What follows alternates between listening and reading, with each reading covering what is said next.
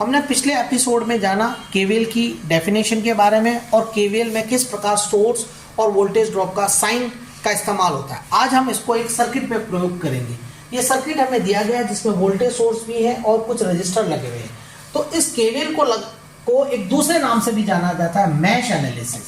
जैसा कि मैं पहले ही बता चुका हूं कि सबसे पहले आपको इस सर्किट में मैश आइडेंटिफाई करना पड़ेगा, लूप नहीं, केवल मैश। आप देखेंगे यहां पर दो मैश है। पहला मैश ये जिसका करंट हमने माना I1, डायरेक्शन आपकी क्लॉकवाइज। आप एंटी क्लॉकवाइज भी मान सकते हैं, मैंने यहां पर क्लॉकवाइज माना। उसी प्रकार ये दूसरा मैश जिसकी वैल्यू मैंने मानी I2 और ये भी एंटी क्लॉकवाइज में। अब आइए लिखते हैं हम सबसे पहले मैश 1 में हमारा KVL।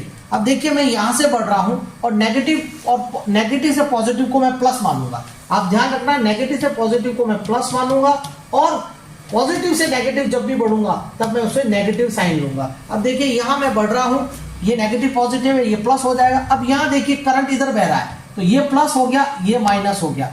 उसी प्रकार जब मैं इस मैश में हूं तो करंट ऐसे बह रहा है प्लस माइनस, करंट I1 इधर से बह रहा है, करंट I2 इधर से बह रहा है। तो नेट करंट हम उसका मानेंगे, उसको बड़ा मानेंगे जिस मैश में ये काम कर रहा है। तो I1 बड़ा होगा और टोटल करंट होगा I1 माइनस I2। जब हम इधर बात करेंगे तो इसमें करंट हो जाएगा I2 माइनस I1। आइए पहले मैश 1 में लिखते हैं KVL। तो आप देखेंगे यहां से मैं आगे बढ़ा, नेगेटिव से पॉजिटिव को मैंने पॉजिटिव माना तो ये हो जाएगा प्लस V।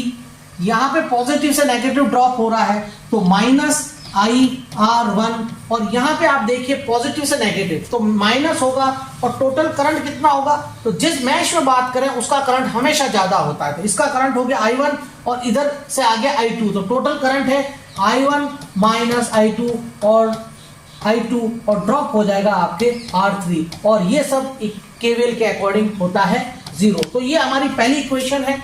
दूसरी इक्वेशन को हम देखते हैं M2 पे।